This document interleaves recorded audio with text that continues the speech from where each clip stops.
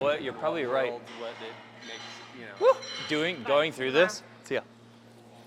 I'm sure that I would be willing to bet that they do count your rings and your pistols as reps, not just the burpees. They are, all of them. Okay, because otherwise, I see what you're saying.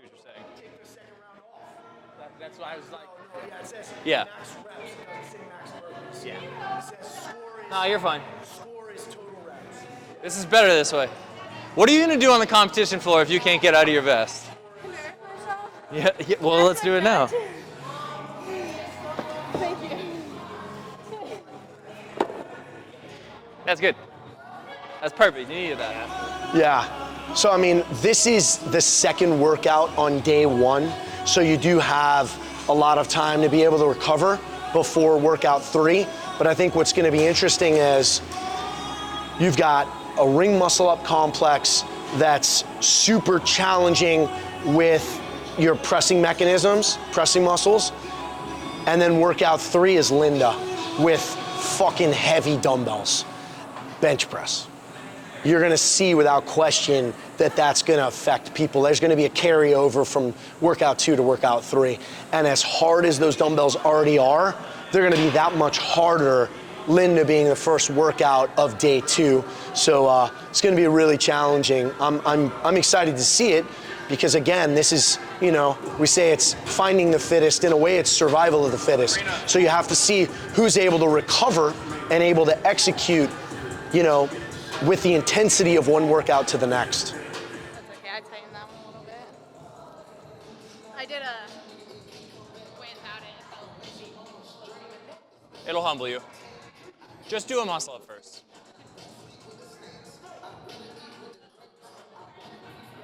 Every rep is meant to be treated like it's a max rep, like a max effort rep.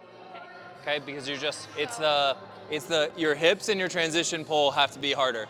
Whereas normally like the dip is what blows you up, this is going to be a turnover issue.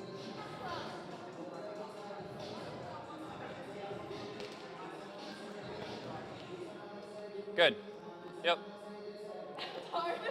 Yeah, I told you, that's why I said just do a muscle up. Oh shoot. What? You do. We're trying to work on the skill and warm up, dog. That was our first muscle up in a vest ever.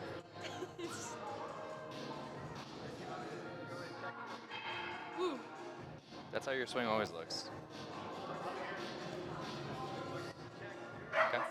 Yeah, and now, so the way we wrote this out, do a couple pistols, 2 burpees, and then bike for a minute and rest. And we'll do a set of 2. And we'll do the same thing. We'll just kind of ladder up, but in like a skill fashion. I don't want your heart rate to be crazy high. I don't want you to blow up on it. I just want to touch everything. I think I let my guard down. Certain things ain't the same now. Hard to navigate these problems. I'm by myself, you're not around. I tried to open up, it wasn't good enough. Put in my all and got nothing back. Now I'm stuck in the rain, dealing with all this pain. Why you gotta do me like that? Don't say you love me, then go and leave me. It can't get ugly, trust and believe me. Saying to myself, looks so deceiving. Trying to fight back, this far from easy. I've seen your hands. Delilah, don't you know my... Yeah, just like flashing your hip and putting your hands back gives a much better illusion of standing tall than if your hands stay forward. This is a home run. This is a home run. But that's what I'm saying. I just feel like the quicker we can get you out of those 2 movements and the quicker we can get you to start working here. I mean, if that first round was like, second round was, but if we can even like get you to for those 2 rounds,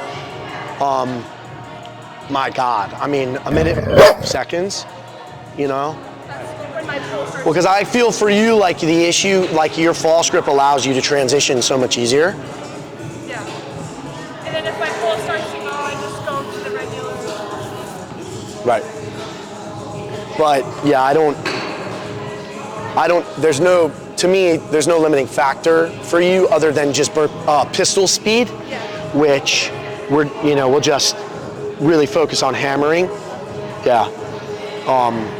But it looks great. I think it's just for you remembering like less eccentric tension,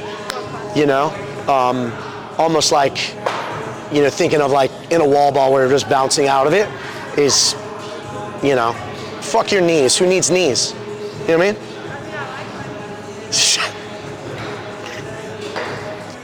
I think it's interesting. I'm a little bit surprised they didn't give the guys a few more reps. I think for the male side, we could have seen maybe 6 or 7 of the ring complexes, because I don't think they'll be quite as challenging as it will be for the women. I think you're gonna see a major separator with the ring complexes. I think you're gonna see some athletes who are a little bit better at muscle ups, who are going to be able to go unbroken throughout the entire workout. And then I think you're gonna see some that have to really strategize, whether that's gonna be maybe unbroken first round and then break up into 3-2, maybe even 2-2-1 by the time you get to the end.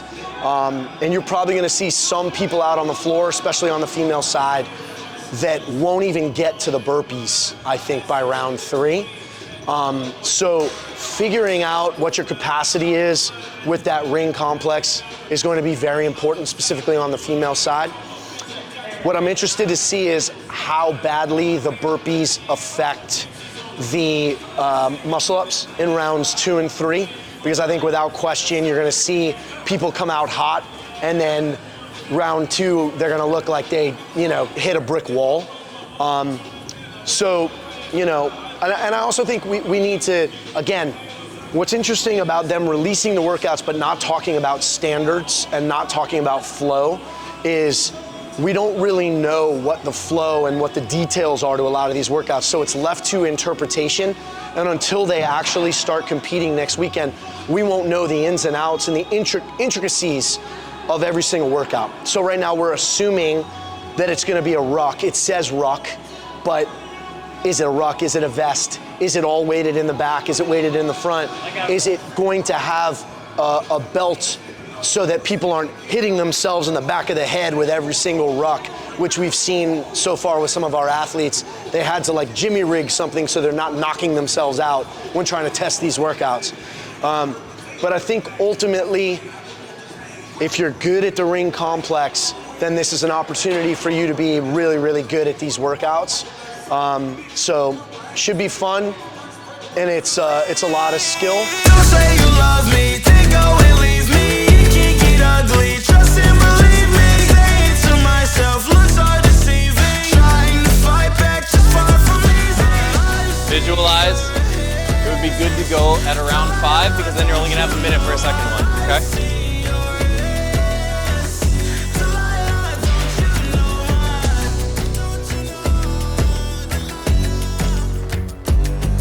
Yes, good.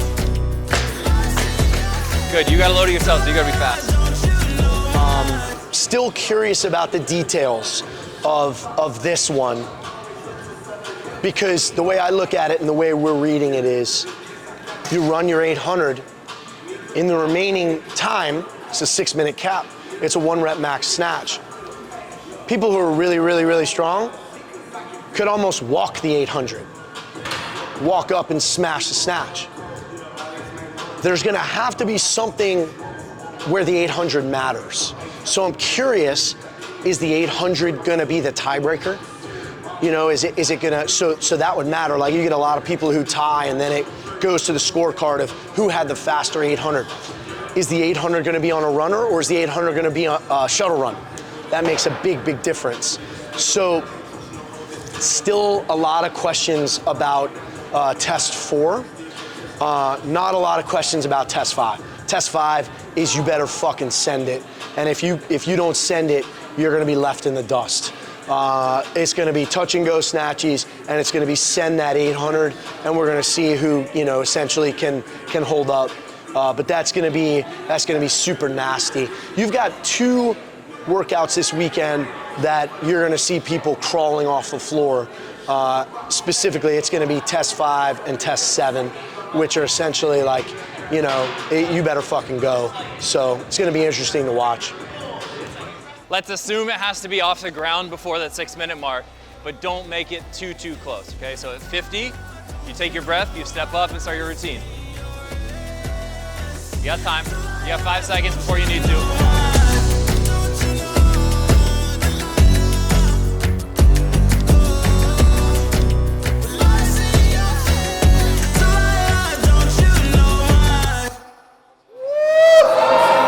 like it. Good. Don't make me so nervous on the competition floor though.